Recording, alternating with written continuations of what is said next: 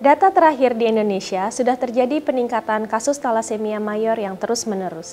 Sejak tahun 2012 hingga tahun 2021, data penyandang talasemia mayor di Indonesia sudah mencapai lebih dari 10.000 kasus.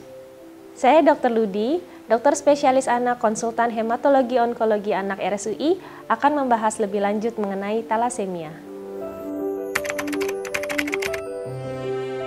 Talasemia adalah sebuah kelainan darah yang diturunkan secara genetik dari orang tua ke anaknya, di mana berkurang atau tidak terbentuknya protein pembentuk hemoglobin utama manusia. Hal ini menyebabkan sel darah merah mudah pecah, sehingga menyebabkan anemia dengan tanda pasien menjadi pucat karena kekurangan darah. Jadi, talasemia ini diturunkan dari orang tua kepada anaknya melalui gen pembawa sifat talasemia.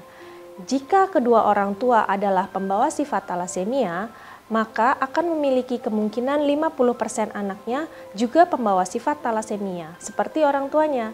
Sedangkan 25% akan menderita talasemia mayor, dan sisanya 25% lagi akan normal, dan ini berulang dari setiap kehamilannya.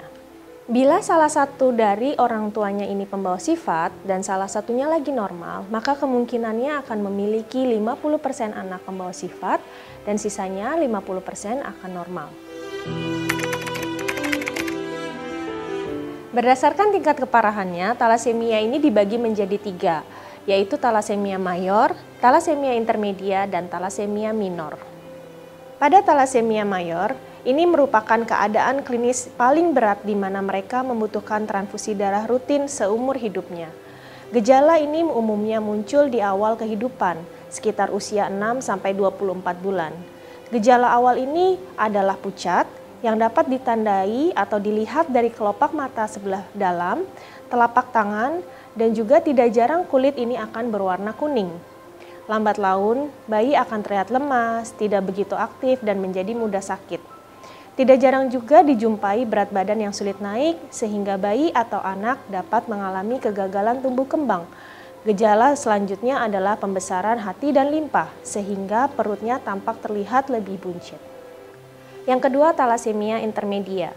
Pada pasien dengan talasemia intermedia, biasanya mereka ini baru diketahui saat usia belasan tahun, remaja, atau bahkan saat dewasa.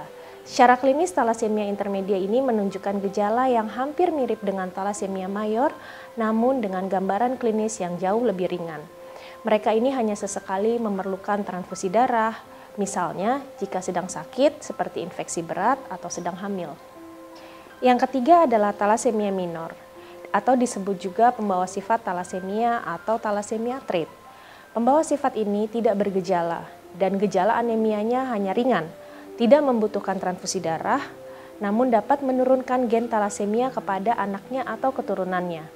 Dan biasanya baru terdiagnosis atau ditemukan saat melakukan pemeriksaan darah di laboratorium.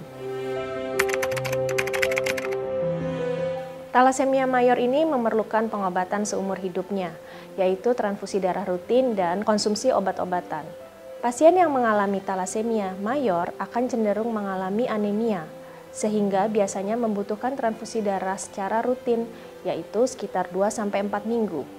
Yang kedua, obat-obatan yang untuk mengurangi kelebihan zat besi dalam tubuh, atau yang disebut dengan terapi kelasi besi.